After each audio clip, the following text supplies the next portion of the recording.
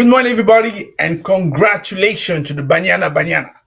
Have you been watching the finals? So, congratulations to them. That's the first time ever that the South Africa women national team are actually winning the competition.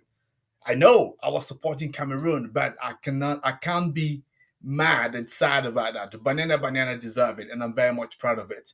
But do you know that it's very much possible that some football fan or soccer fan, wherever you are, right, may have actually been robbed of those freedom moments simply because they didn't have access to power to watch the final. These are the kind of issues that people are going through across the continent. I can imagine being a South African Banyana Banyana supporters, so watching the final or not watching the final, just hearing people, jumping everywhere, celebrating, and not be able to do that. That would have been very, very frustrating. But things are about to change in South Africa. And this is exactly what I want to talk about in this video. My name is Tony Chiu. I'm the founder here of Renewables in Africa. So, your global clean energy champion. And as I do on every Wednesday and every Sunday, it's a pleasure for me to be engaging with you just to talk about definitely issues that concern the sector in Africa, but also globally, right? Our aim is clearly to demystify the renewable energy sector to make it seamless and easy for you to connect with us, right? To connect and to engage. For example, if you are an investor, you say, hey, I have a lot of money. I want to invest into the sector, but I don't know where to find information. Look no further. Here, you have the right space where you can get all the information you need. Or you can be telling me, hey, Tony, listen, I have a business. I'm very proud of it. But I know that with the heat wave, I may be part guilty of it, right? I may be irresponsible. What can I do to also decarbonize my operation? Look further in here. You find some information you need. You just have to look at previous video that you will be issuing. Or you could be a professional saying that, hey, I want to get into the green energy, green industry, because I believe there is something in there for me. I want to be part of it. Look no further. In here, you have all the information you need. So all I'm asking you to do is very simple. Connect with us. In fact, there's three things that you could be doing right now. First of all, if you're watching me, I want you to share this video with somebody you know, or just share it across. Because I promise you, there will be people that are interested by what I'm saying and may want to connect and ask some questions. How do I know that? Very simple. On a regular basis, every week, I do get people reaching out to ask a very kind of question. And this is how we're able to share some valuable information. And for some of you, to become our customers, right? So that's great. Right. So that's what I wanted to do. Share. That's the first thing. The second thing, I want you to leave a comment. Leave a comment. Tell me, did you like the video? Did you not like the video? Is the topic interesting? Not interesting? Whatever you want to say. Just leave a comment. Let me know whether what I'm saying is of interest or not, right? That's the second action. The third action that you have to do is simply to subscribe. Subscribe to our channel. And you can do that on different channels, right? So you have YouTube, for broadcasting YouTube. You can do it on LinkedIn. You can do it on Facebook. You can do it on Twitter. And you can do it as well on Telegram. There's so many channels where we're happy and very pleased to welcome you, right? So no excuse. There's many channel, multiple one for you to connect and let me know what you are thinking. By the way, just very recently, I released a piece of article on Forbes magazine, Forbes Afrique, actually the Francophone version, because I know some of you say, hey, Tony, you always speak in English. But I've released this article in French, and obviously you can connect as well. And I'm talking about the twin challenges that the continent is facing. One is energy access, another one is energy transition. Can we do both or not? Yeah, go and read the article, you get the answer. So now let's come back a little bit to the topic of today, right? So I'm talking about South Africa, a country that I love, where I travel on a regular basis, right? I've not been able to travel there this year, but definitely next year I'm going for a very specific conference, and I'm hoping many of you will be joining me there. So, and I'm talking about South Africa because there has been a series of announcements, not a series, an announcement that the president Cyril Ramaphosa actually has passed on a couple of days ago. And I think it's kind of revolutionary to some extent. And I want to talk to you about that and get your opinion, or at least share the news with you, because some of you may not know about that, right? And I want to talk about that and give my 2 cents, yeah, into the conversation. But first of all, before I dive into that, so it's important for me to remind people what actually led us there. So obviously, the reason I'm able to share that with you is because obviously I have been in the sector, working in the sector for a little while now. You can see I'm gray here now. I promise you, if you're watching some of my early video, I wasn't that great. But listen, you know, that's actually the plight of being an entrepreneur and being so passionate. It's very interesting, but at times very, very challenging. But we love it. We love it. So because obviously I've had a little bit of experience into the sector, so it's always good to put some kind of perspective into the topic, right? So that you get to understand what is at stake here and why obviously we even want to make it a topic out of it. Yeah. So what led us there? It's just to say that South Africa, as I say, a country that I love, where I travel on a regular basis, right? It's clearly the most industrialized nation and the continent, and one that is very important because they tend to set up the trend in many things that other countries will follow, right? For example, the renewable energy procurement plan, right? The RIPPP that they created. So altogether, the country has about 40 gigawatt of electricity generation. Yeah. And usually they will have a peak consumption during the winter, which right now it's about 32 gigawatts. But from those 46 gigawatt of generation that they have, only 60% of capacity is available. And the problem is due to the maintenance and outages, right? So it means that, what does that mean? It means that if the demand during winter, right, is 36 gigawatts and there's only 60% of 46 gigawatt that is available, you get roughly about something like, I would say, 27 gigawatts ish. Yeah, that is available.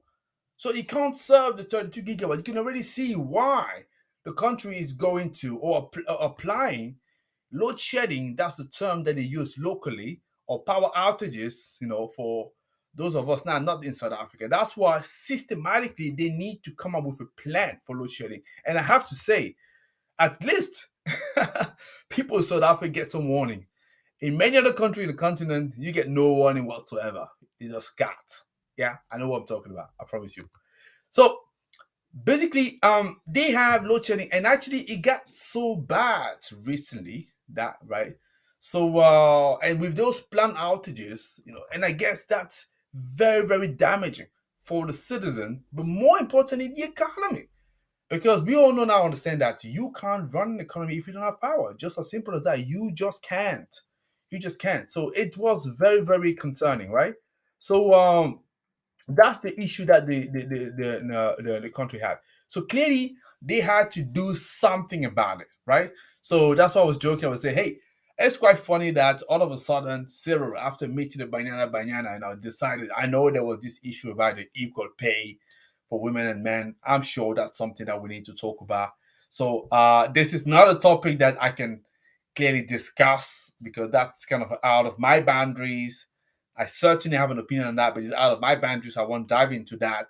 But I just want to say that's quite surprising. Just after meeting the girls, all of a sudden they come up with this flurry, of announcement, as I mentioned. So basically, the in what the president announced, Ramaphosa, clearly what I could notice that the maintenance backlog was actually something that was very important for them, which is allowing ESCOM, which is the national utility and the only utility in the country, because it's not decentralized just yet. I know there is a plan to break up ESCOM into three.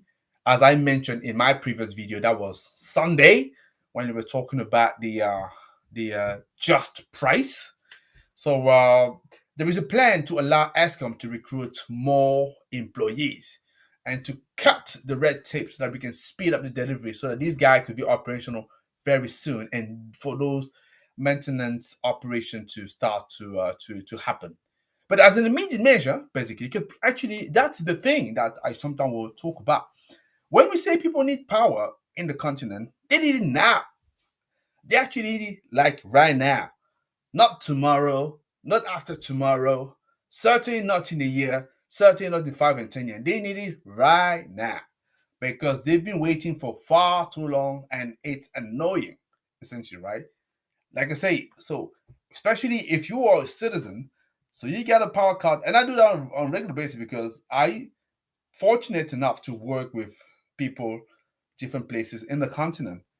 And even me, my business, the number of times we having meetings, we just can't complete the meeting, not because the person is not available, simply because we don't have access to internet, because power has been cut. It's so much a problem.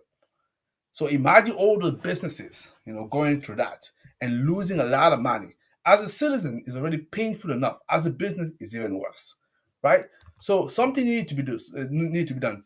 So as an immediate measure, so he has announced that Eskom will be able to buy power from IPPs.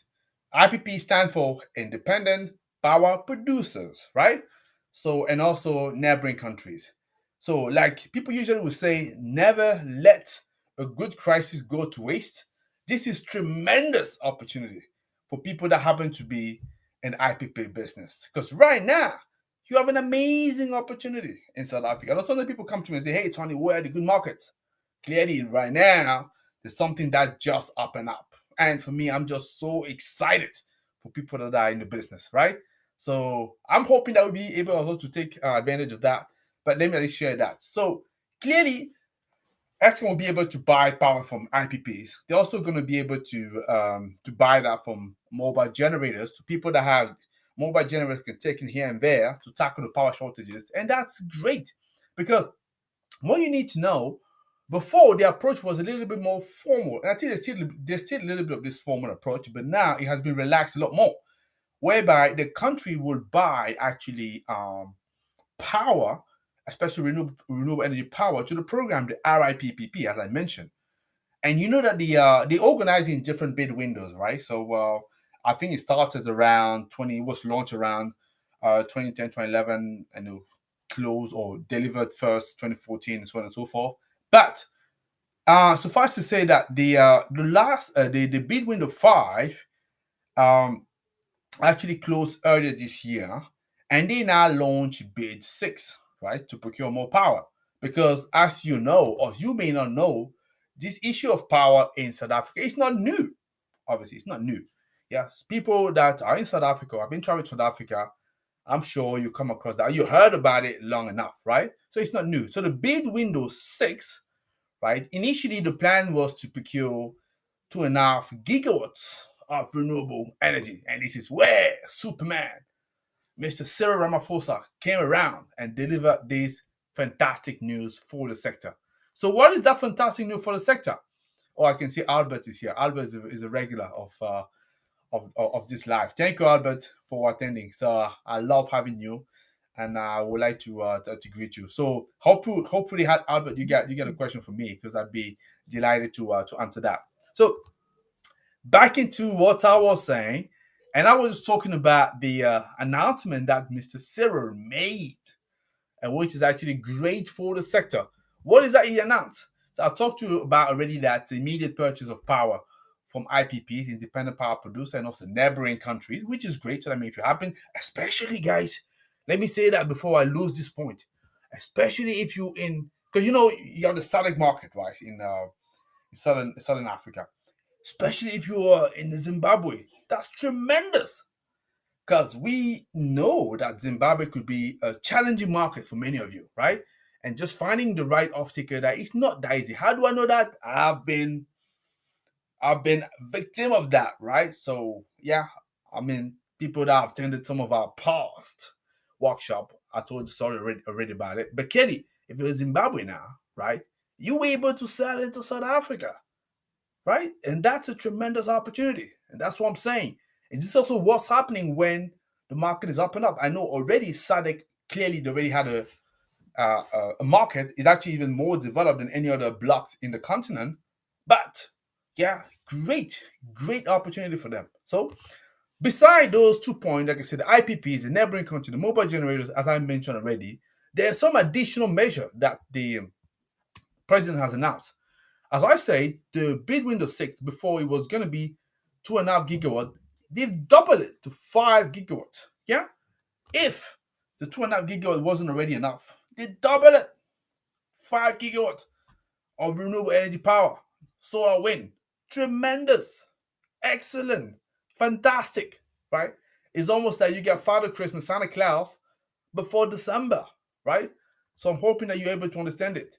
So the second thing, which is also very, very good, because that really, really now incentivizes everybody to go. So to be honest, and I think we talked about South Africa before. Really, people now don't jump into renewable. I don't know what actually will make them jump, right?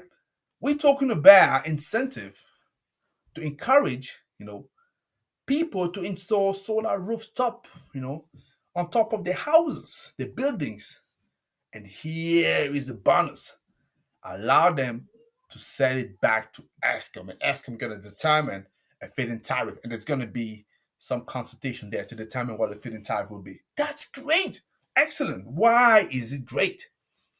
Because not only you get a source of power that allow you to consume that for free when the sun is up, but to improve as well the finance, not the financeability, the I would say the not the finance. Oh, what's the word? Oh, I missed the word. What I want to say is that to improve as well the numbers, yeah, the financial figures, the figures of the project, they're now gonna allow you to sell back the power into Eskom, which is fantastic, right? Excellent. That's net metering. I know it was already there, but it's kind of accelerating now, right? So that means now, right? Not only you can get power for yourself, but you know that you can sell the excess whenever you're not using power, you can sell it back to Eskom because Eskom needs power. Because I did mention in the winter they have a demand of 32 gig, only getting from the grid, which is Eskom, 26 or 27, or yeah, 28. But there's something they're missing. Yeah, they need additional power. That's why you're having those load shedding. Now we're saying that those individual IPP and even every homes become a power generator, right? You can sell it back to the grid and earn some money. Isn't it great? That's what we're all dreaming about. Yeah. So excellent, tremendous. And I'm particularly happy because let me give them a shout out. I used to work for a business called Utility. So we have them at the beginning. Now they're doing tremendously well. So and they are into this residential and also small CNI market. So that's great for them. For people that like them had the courage to still launch where things were still a fantastic opportunity for them, right? Excellent. So the third measure, which again for me is probably the icing on the cake. Now, I don't know if you remember back in South Africa, it was about last year, I believe. So they removed already the threshold, right, for licensing. No, not they removed that. They raised it. So that means up until 100 megawatt, they didn't need any more. Before it used to be 1 megawatt. They moved from 1 megawatt to 100 megawatt. Up until 100 megawatt, you didn't need a license to sell power anymore, right? And I remember we were all excited about that. We say that's great. Now, guys, listen to what happened. They removed completely the generation license, right? They remove it completely. That means now, if you are a mine, if you are a business, right, you're going to be able now to set up your own solar farm. Do not worry anymore about the limit. There's no limit anymore apart from yourself. Limit that you set yourself. Now you can build it and sell the excess power to Eskom. This is excellent. This is for me what I call a revolution in the sector. But I also wonder, how come it's taken so long to get to this stage, right? And this is what for me, what I'm talking about all the time, the potential that the sector has. Here we're now touching it and feeding it. When we're talking about the fact that people need power now, like now, not tomorrow, not next month, not next year, certainly not in 10 years. They need it now. And you have very few, right, sources that can help you to tap into the project so quickly, essentially, right? And this is actually what is great. So yeah, I'm very much excited. So, but also to be quite fair, let me also say that. So the country will be also launching a request for new battery storage by September, and also some new gas power plants as well, right? So this to give you the complete information. So this is what I got for you, right? And I think that's fantastic. So is it going to solve all the problem? No, clearly not. I'm not expecting that to solve all the problems. I'm sure there's still some lot of red tape issues that need to be solved. Skills as well needs to be a skill shortage issue that needs to be solved, and many other that needs to be looked after. But this is already a step forward in the right direction, and this is what we are talking about. And the reason as well that I like a country like South Africa, right? Yes, we can criticize them for the right reason, because they're not the leader in the country, in the continent. But at least, right, they're setting up the trend, they're tackling the issues. Because let me tell you one thing, being very familiar with many markets in the continent, I can tell you they're not the worst country. They're a country with a lot more issues than South Africa. It just so happened that South Africa is the one country that is the most publicized. They have all eyeballs on them, right? So, and they've obviously reacted, right? So, as I say, I know we like to criticize politicians and so forth, but at times it's also good to praise the courage to do it now. Probably too late for some, but for me, it's never too late to do what is to start doing the right thing. So I think it's excellent news.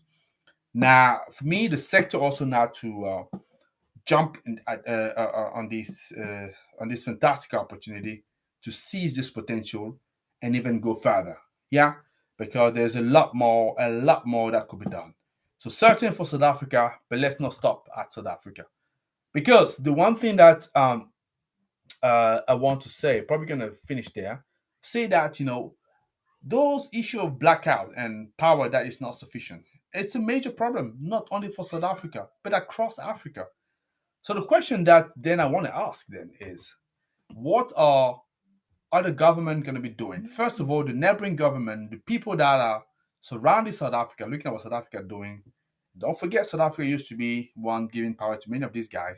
What are they going to be doing? The Botswana of this world, Namibia of this world, yeah, Mozambique, and so on and so forth. And now going further, Angola, Nigeria, Tanzania, Senegal, Cameroon. What are you going to be doing? Are they going to be inspired by the example of South Africa as we walking towards COP27 in Egypt, right?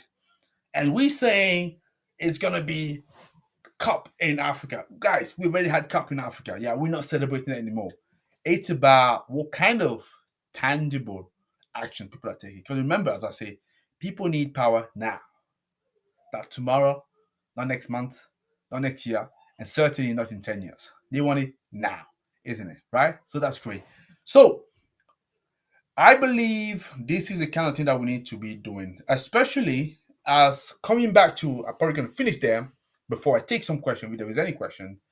Like I was saying in the article that I wrote in the Forbes magazine, so there's two challenges that the country needs to face. One is energy access, right? So South Africa was suffering from that big time, right? Another one, and energy access as well, that's probably one thing that we need to also talk about, but let's leave it for another video, because the issue of energy access could sometime lead us to also as well like erroneous consideration, because we should also talk about the quality of power. Because, for example, I know from the fact that a country like Kenya, great country, making a lot of progress. I think 80% electricity coverage on the paper, but the quality of power is just so poor. How do I know that? Again, simple. I have my colleagues, teammates working in across Kenya, and I can tell you they're suffering big time, especially if you're out of Nairobi and out of Mombasa, right?